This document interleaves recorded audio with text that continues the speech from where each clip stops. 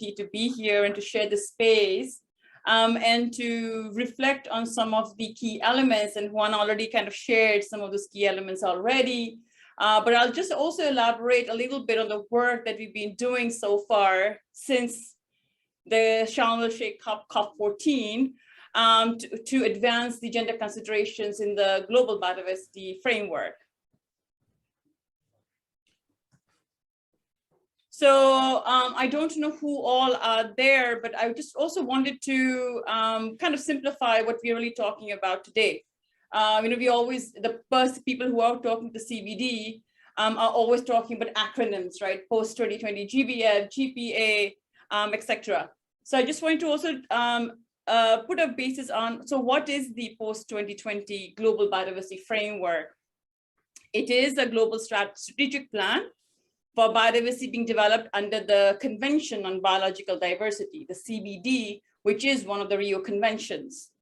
It is a global agreement that will define global actions to address biodiversity loss for the next decades. And this decade is a very long time, 30 years, with a vision of living in harmony with nature by 2050. This will also replace and much improve on the strategic plan for biodiversity 2011 to 2020 and its 20 Aicha targets. People who are familiar with the CBD will know that before this discussion, there was a plan, and that is a plan that came to the end in 2020, just before the pandemic.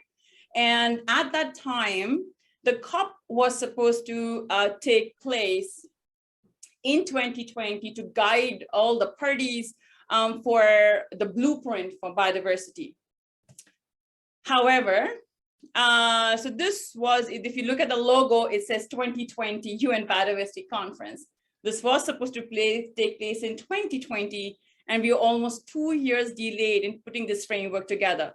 Well, you can either look at it as at something plus point or advantage and disadvantages, because it also has given us the opportunity to strengthen elements of gender and human rights, versus also that during the long period of these 2 years, sometimes, at least it has been challenging for some of us, is to keep track of what has been going and how the documents have been developed.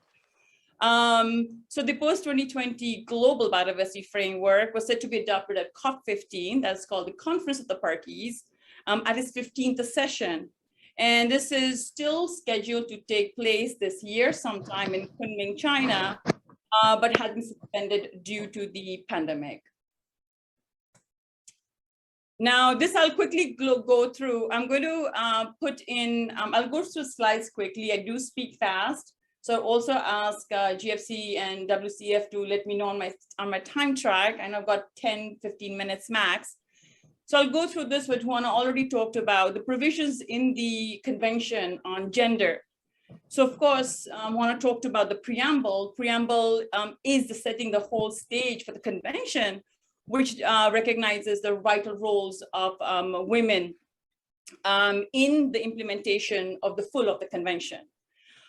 Besides that, you also had the strategic plan that had requested parties to mainstreaming gender and also called for capacity building on gender mainstreaming to be supported.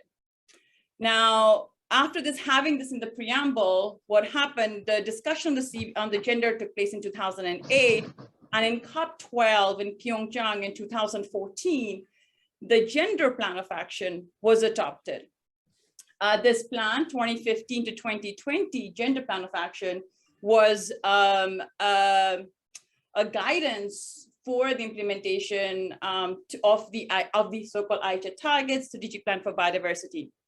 Now, also considering that besides the preamble, in the work of the CBD, through different decisions, there has been also the recognition of the vital role of women in different elements of the convention. You may look at the themes of biodiversity and climate change, on ecosystem restoration, and others. So since 2010, until 2010, there are over 60 plus decisions referencing to gender or women within the context of the CBD. Now, if you look at the plan 2, it's 2020. So having said that, one of the key guiding document for the implementation of the post-2020 GBF is also the post-2020 gender plan of action that is also to be adopted at COP15.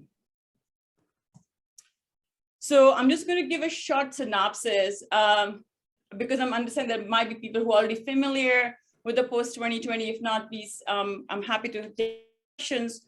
So basically, the snapshot, the post-2020 Global Biodiversity Framework came up with the first draft. So this has been gone through the period of 2 years where it took place through the working groups, took place on defining the elements of it. One of the last first meetings of the Open-Ended Working Group was in Rome, and in February 2020, and when pandemic hit, most of the discussions went virtual online. So in this draft that came up in July 2021, which is called the first draft of the GBF, I just wanted to give you a quick snapshot of these 4 sections in which the GBF is being discussed. You have the first one that has goals, the overall structure in section A to E, which talks about different elements of the GBF.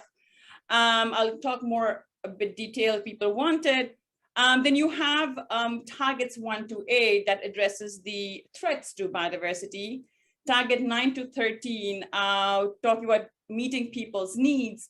And then, of course, for the implementation and mainstreaming, target 14 to 21 and 8 to 8, this also includes capacity building, knowledge management, and others. Now, I just highlighted one element there. So in the existing first draft, the GBF was updated for 21 targets. But right now, I'll share some of the advances that we've made, what that target 22 is, and how it came to being. Now, one of the key elements I really wanted to also share with all of you here, also considering, I'm also scoping this webinar to see and get people to join the working groups that we have, to also advise us and be part of this process. So one of the key elements, besides just looking at the framework that will guide the implementation of it, is what's called a monitoring framework. Now, this monitoring framework is basically dealing with indicators. There are 3 levels of indicators: headline indicators, complementary indicators, and component indicators. So these 2 documents will be going hand in hand to ensure the implementation of the Global Biodiversity Framework. So I just wanted to kind of keep in there the work on indicators and this link to the GBF. Some of the notes I'll keep there that I'll kind of come back to. Just on the reflection that what Juana talked about, looking at these 21 targets that exist currently, there is a lack of gender consideration, gender responsiveness. What the COP had decided in COP14 is lacking, and I'll show this in another slide. And one of the key elements to also note is that through the different processes, the IAG, which is the Interagency and Expert Group on Gender Statistics, IUCN, UN Women, they identified 80 gender relevant indicators. These have got to do with land rights, health, water, and decision making. So there are all these elements, and also to bring to your attention that though we are looking at ensuring that throughout the GBF there is gender considerations embedded, that gender just is considered within the whole framework, one of the key elements to monitor is the indicators. And in the indicator space also, we are lacking having relevant gender specific or gender responsive indicators throughout the Global Biodiversity Framework. So that is just in a very quick synopsis of the discussions that has been taking place in the post-2020. Now, the focus of what the Global Biodiversity, for the Global Biodiversity Framework and the role of the Women's Caucus we've been doing is we have been reviewing the whole process of the working group on 2020, including the SBI, which is a subsidiary body in implementation, and the Substar meetings, which is on technical and scientific information that is being provided. Now, one of the key core elements I wanted to bring to this webinar are two things, because it's really very vast discussion. Is first, like I talked about, is the post-2020 gender plan of action, which is a very key document for all of us. And then the other one that I mentioned in the previous previous slide was what we refer to as Target 22. So what happened in Geneva? So after having this gap for 2.5 years, we finally met in Geneva in March for 2.5 weeks, which is very intense. You had 3 parallel sessions working on, which saw the SUBSTA meeting, the SBI, and of course the open-ended working group. Now, if you look at the slide, what we really wanted to do after 2.5 years in person was try to really advance, taking the scope that the goals and targets would be discussed in Geneva, is to really push for a campaign for support for a standalone target on gender equality. We have been having this campaign since COP14. We made some advancement, and we have been making these recommendations throughout our various submissions to the CVD, but also in the last meeting in Rome before Geneva, the gender target did make it into the meeting in the plenary. We got party support. However, the document that came out of it did not have that reflected. So looking at that, we were like, okay, we really need to see whether we still have that placement to keep this. And in this photo that you will see is Mexico and Chile. And we gathered support for this. That was a big campaign we ran in Geneva. Now, what happened in Geneva also is the gender plan of action was discussed. It is really it was very interesting that in the initial few days, the agenda item on the gender plan of action kept getting postponed. Finally, when we discussed it, was really very interesting to also, so there was a lot of, I think, gathering of momentum. I would definitely say that it is one of our engagement for the standalone target, because on that campaign, then we also saw a lot of active participation of parties to discuss the gender plan of action. So just looking at that this is a very key document, but also some of the text that got bracketed within the various contact groups and the Friends of the Chair that was organized for the gender plan of action. However, there's also some really key elements that are there in the GPA. This is one of the first GPA because the initial GPA was very much focused on the work of the Secretariat. But this GPA, the way it is vision is that it will actually enhance or support the national implementation of the GBF. And some of the key elements that still are there going out of Geneva are the protection of women's environmental human rights defenders, dedicated national gender focal point beside others. So this is something that we saw the support of and is in the document. And when I checked the updates on the website today, there isn't an updated document of this, the result out of it. So the latest document that you will still see is the draft gender plan of action that was presented at SBI 3 session, which is, I've given you the list there. And later on, you can also visit those documents for details. I think I've got maybe quick 3 slides. So now what was really very important is that this momentum and where the lack was. So throughout the 21 targets, there is only one target in the current GBF that has got any mention of women and girls, and that is target 21. I will not read it, it's there.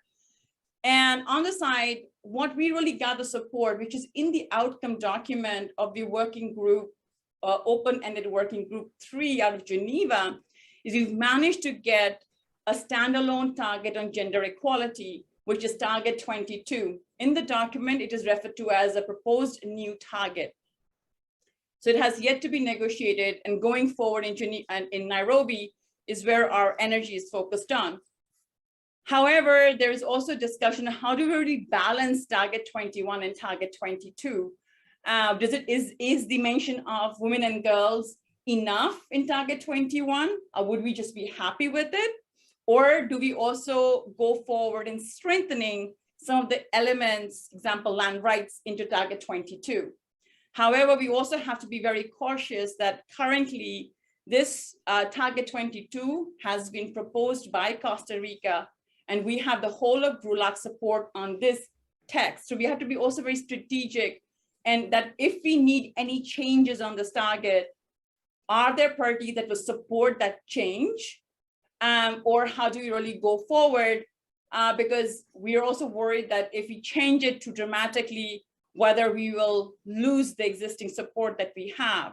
So currently we have 38 parties who have supported this target 22 text as is that I've put in here. And one of the key elements of our work around the GBF and the GPA has been to ensure that there is synergies and links between the two. Now, besides this, I'm just focusing on these two elements, but on the link also you will see that during our various other interventions, the Women's Caucus worked with different allies, have also proposed textual proposals for other targets. The rest of the targets, you can find the link there. So what's next? I'll just going forward from here. So a very crucial milestone for all of us would be the Nairobi meeting in June, which will take place from 21 to the 26th of June. And in your chat, please let me know if you're going, or please reach out. It would be wonderful to see who all will be going, to also see where we could also get your support in drafting elements of the meeting. And then there is going to also be these other two meetings back to back with the Nairobi meeting. One is going to be on item 9 on SBI, which is on reporting, which is a key important document, again, a discussion which is under the SBI, because reporting is one of the key modalities of the convention, which is the NBSAPs, National Biodiversity Strategic and Action Plans, and the 6th National Reports. And then after Nairobi, you also have the important meeting on indicators that will take place in Bonn. So I just wanted to share this, what we did here, just sharing the campaign that we did, party supporting, writing that in our campaign, which was really very good to see. And of course, Chile also promoting on their Twitter account, which was fantastic. So why do we really need a standalone target on gender equality? I won't read this, but also considering that we really need to work on synergies. It's really time that we, as movements, as also members wearing multiple hats of different gender constituencies, women's major group, we really need to come together and see how we could use each other's experiences and knowledge to strengthen our own advocacy work in these different spaces. Because gender responsive is something that is key, talked about in all the Rio conventions, but somehow we tend to still work in silos.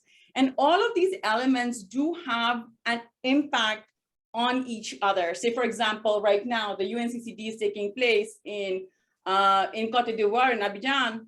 What will be discussed there could be really very important for how it will affect the CBD negotiations, versus what happens in the CBD will also reflect on the COP following this year and vice versa. So I'm just going to, we'll go through this. This is what I talked about in a snapshot. We did a side event, and this is the same thing that we presented. And for all of you, this is my last slide. This can be really very complicated, so I'm happy to answer questions, but please go and have a look at the documents. These are really very intense. Like they are, like each of the targets are like, instead of 4 lines, are now 20 lines each with brackets. So this is the official webpage for the discussions on the post-2020 session 4 in Nairobi. And what would be a key document to refer to would be on the report of the open-ended working group, which has got all the updated discussions on the goals and targets, including target 22. And on the side, you'll also see there is a tab on this one, which talks about gender responsive processes. Unfortunately, it's not updated. So I have asked the Secretariat to update this process so people can easily go and see what's happening under that. And yeah, that's basically it from my side. And key elements documents would be, I'll share this link again, is our own report, which is long. So we'll tell you what really needs to be done for the post-2020 recommendation, key strategies that we all could work towards. There's also a human rights working group in the post-2020 that has also been working on this report. This is the third paper. And also the OCHA office is also now engaged, and we're talking about the human rights, the environment, gender equality. This is the recent report they took out maybe a few months back. Thanks very much, Tina. Yeah, and in the end, this is our live session on 22nd May. Please join us. This is where we will also have parties from Tanzania and Dominican Republic talking about Target 22. That's it. Thank you. Thank you, Tina. Great presentation.